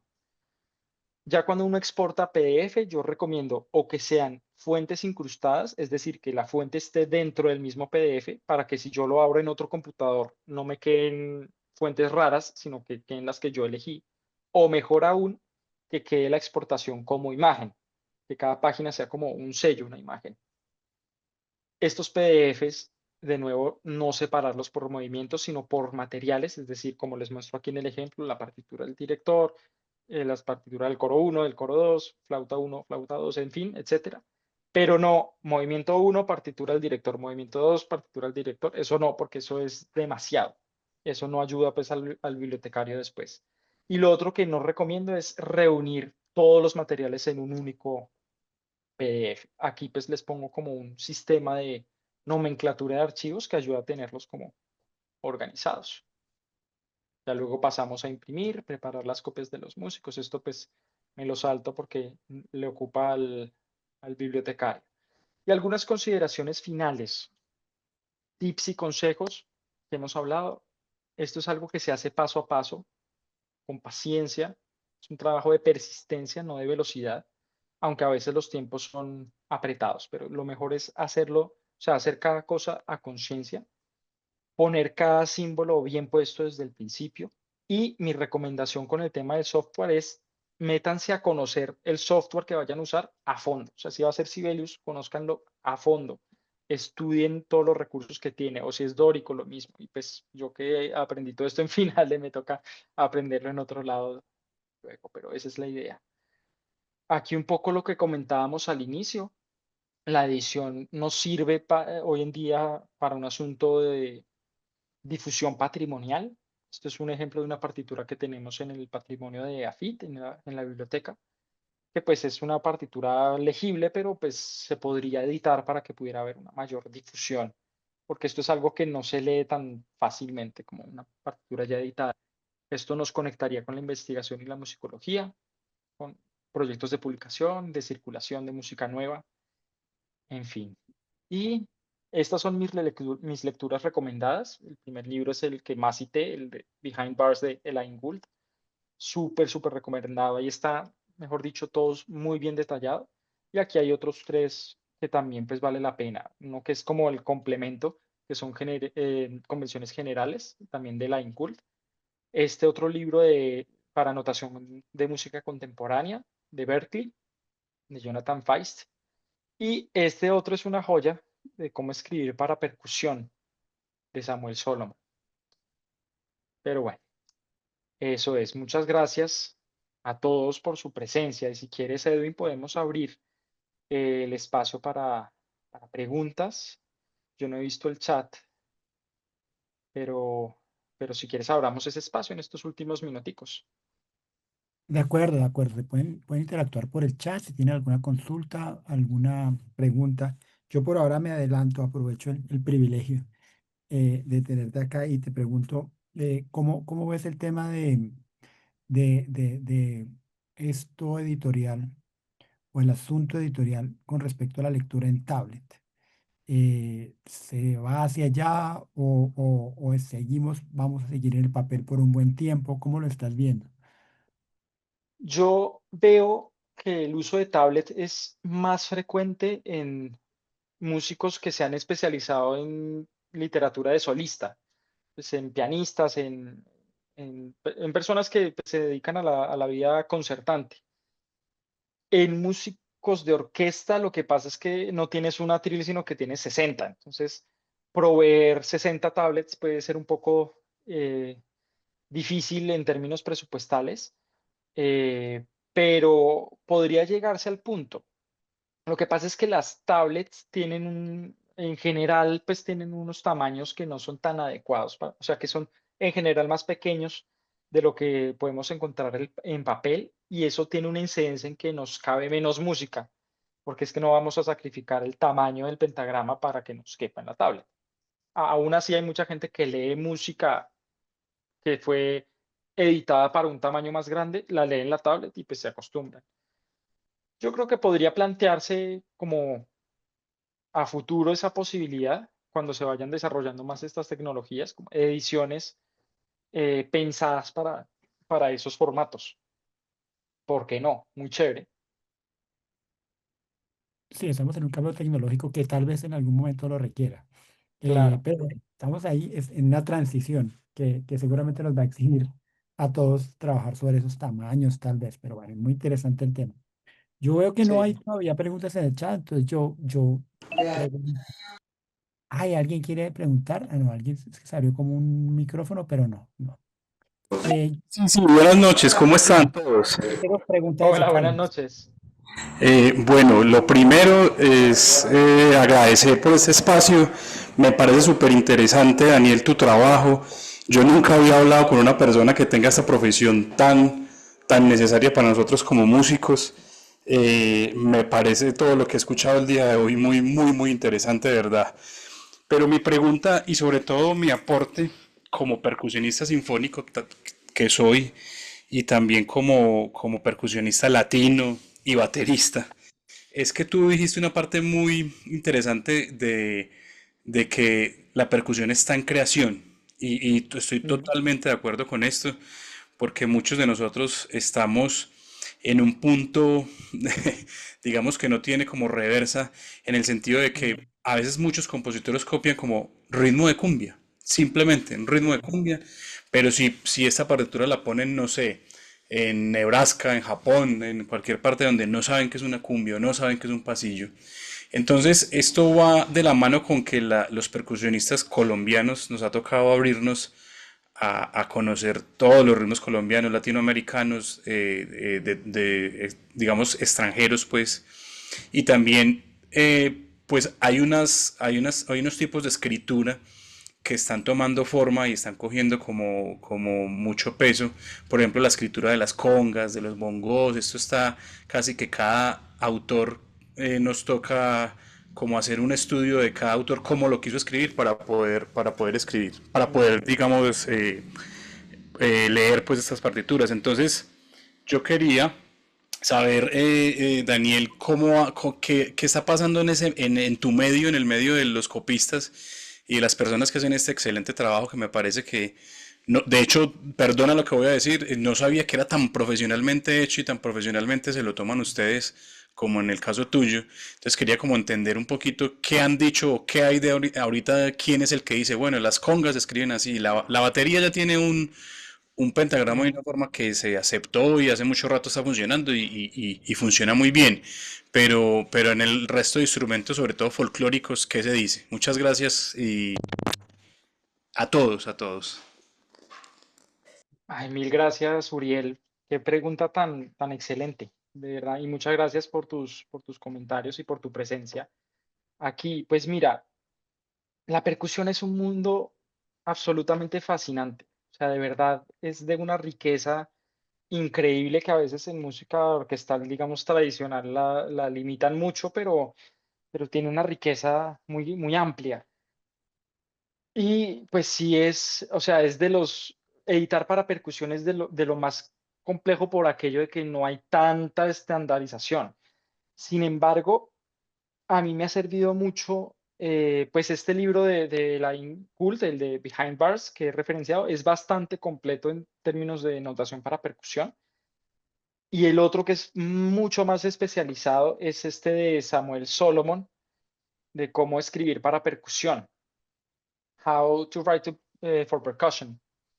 Ese es muy completo y no sé en la percusión latina hasta qué punto la aborda, pero creo que la llega a abordar bastante. Lo otro que también pues ayuda mucho es, a ver, la notación es algo que se va construyendo como el lenguaje, ¿no? Finalmente es una estrategia de comunicación entre el compositor y el músico. Entonces, pues ciertas estrategias de notación se van estandarizando en la medida en que se van implementando. Hay algunas guías que uno puede empezar a seguir. Por ejemplo, si es diferente escribir para una parte de percusión que solamente toca redoblante, por decir algo.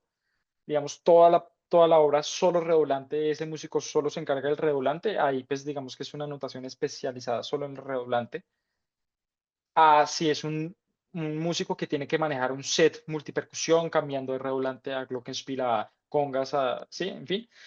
Uno puede generar como estrategias de notación para esos distintos casos.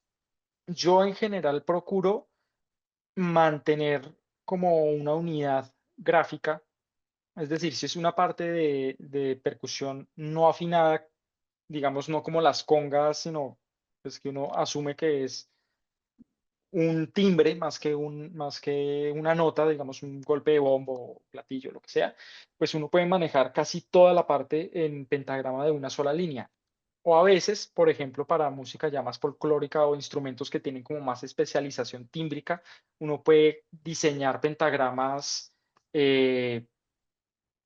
más especializados. A veces yo, por ejemplo, en escritura para tambora, me gusta mucho usar pentagrama de 3 líneas. Y yo especifico al inicio, digamos, cuando aparece el primer golpe de parche, lo pongo en la línea en donde lo quiero y arriba pongo parche o golpe de parche. Y cuando es golpe de aro, lo mismo, a veces con una cabeza de nota diferente. Uno puede establecer como sus reglas al interior de la obra que uno está editando siguiendo ciertas convenciones. En la música, específicamente para conga, la escritura es súper rica y ya esa sí está mucho más especializada. Incluso creo que hay muchos textos como de doctorado y de investigación y de musicología que ya lo tienen más detallado. Y yo creo que uno se debería como apoyar en eso. En, y, pero la percusión pues da esa flexibilidad de que uno puede establecer las reglas de juego dependiendo del contexto y de la obra. A veces en música folclórica uno se encuentra con eso, ritmo de cumbia, pero eso también tiene manera de escribirse bien. O sea, puede que yo no quiera decirte cómo tocar una cumbia, pero yo sí te quiero decir desde dónde hasta dónde tocas el ritmo de cumbia y si hay un feel, yo te escribo el feel o te pongo la indicación. Todo eso tiene como sus estrategias también. Entonces uno puede ser riguroso incluso en ese medio que es tan amplio. Yo también tengo ahí un aporte y es una experiencia que tuvimos con Daniel, precisamente con una obra mía que teníamos el reto de escribir un timbal de salsa, un timbal latino, pero para un vallenato. Mm, Y eso nos llevó un trabajo y al final de cuentas fue un acuerdo que hicimos entre el editor, en este caso Daniel, y yo, que era el compositor de esta obra, en cómo íbamos a anotar este timbal, porque estaba escrito pepa por pepa, así como decimos, nota por nota, mm, estaba absolutamente todo escrito. Y bueno, llegamos a una convención, a una especie de acuerdo de cómo logramos escribir, porque tenía todos los parches, las campanas, los bloques, los laterales del timbal, y logramos que todos esos códigos se pudieran escribir en una partitura y pues realmente yo quedé contento y varios percusionistas que han visto esa partitura han dicho, nos funciona bien. Entonces es como también eso, como no está tan estandarizado en algunos casos, toca llegar a acuerdos para que esto funcione. Muchas gracias a exacto. todos. Y hay que compartirlo, Edwin. Sería excelente. Sí, Ah, no, con sí. mucho gusto. Sí, es que yo digamos que, por decirlo sucintamente, la partitura se tiene que bastar a sí misma. O sea, el recurso de notación que elijas tiene que entenderse muy bien en la misma partitura. O sea, bien sea con una página preliminar de convenciones de notación, esa a veces me gusta como obviarla porque puede ser incómodo tener que estar mirando una página atrás. A veces pueden ser simplemente notas al pie de página o de plano la explicación en texto. Por ejemplo, en Verdi aparece mucho eso, como tocar esto de tal manera hasta que pase tal cosa y está todo el texto ahí escrito encima del pentagrama. Ujú. La estrategia que uno elija, lo importante es que sea sólida, que se entienda dentro de su propio universo esa obra, que se entienda cómo se tiene que tocar. Por aquí hablaban del cuadro de convenciones, que en ocasiones lo evitamos, ¿no? Un poco para no ir a esa referencia o que el director o que el instrumentista tenga que ir a la página del director para revisar qué era lo que estaba en esa tabla de convenciones. Pero cuando es necesaria, ¿no, maestro? Sí, sí, sí, hay veces que sí se necesita. Y también cuando hay que hacerla, se hace con todo el rigor y con toda o sea, que sea muy, muy útil, muy clara, que la persona reciba la partitura y diga, bueno, esto me es muy útil tenerlo acá. Hay cosas que posiblemente no se necesitan en todos los materiales. Por ejemplo, si en el Requiem que he estado trabajando ahorita del maestro Juan Antonio Cuellar, el texto vocal es bueno tenerlo como para poderlo ver en alguna parte. Ya después en la partitura pues estará, pero pues no estará todo junto en una sola página. Es bueno tenerlo, pero eso le interesará al director y a los coristas. No le va a interesar al que toca el timbal. Entonces, por ejemplo, ese tipo de información de pronto se puede manejar. O sea, digamos, volviendo a la percusión, de pronto le interesa al director y a los percusionistas específicos que tocan esos instrumentos con esas notaciones, pero no al resto de la orquesta. No, bueno, mi querido Daniel, creo que no tenemos más preguntas en el chat. Entonces, bueno, quiero agradecerte de parte del Ministerio de Cultura, de la ANA, a EAFIT por permitirnos tenerte en este espacio. Y por supuesto, bienvenidos, invitadísimos a seguir participando de estos espacios, de estos talleres sobre el mundo sinfónico. Eh, Muchas gracias a ustedes por su asistencia y nos estamos viendo. En 8 días seguimos con la continuación de estos talleres. Tenemos todavía 4 sesiones durante los martes a las 8 p.m. Estar pendiente, por favor, de los enlaces para asistir, de acompañarlos pues en este espacio que es muy grato para todos. Compartir sobre estas cosas que a veces desconocemos del mundo sinfónico. Muchas gracias, Daniel, y a todos una feliz noche, feliz descanso. Muchas gracias, Edwin, a todos por estar. Espero que les haya sido útil, agradable la conversación y pues muy bienvenidos a todos los otros talleres que se vienen, que están tremendos. Vienen unos temas muy, muy chéveres, muy interesantes. Bueno, muchas gracias. Feliz descanso a todos. Hasta luego. Hasta luego. Muchas gracias. Gracias, muchas gracias.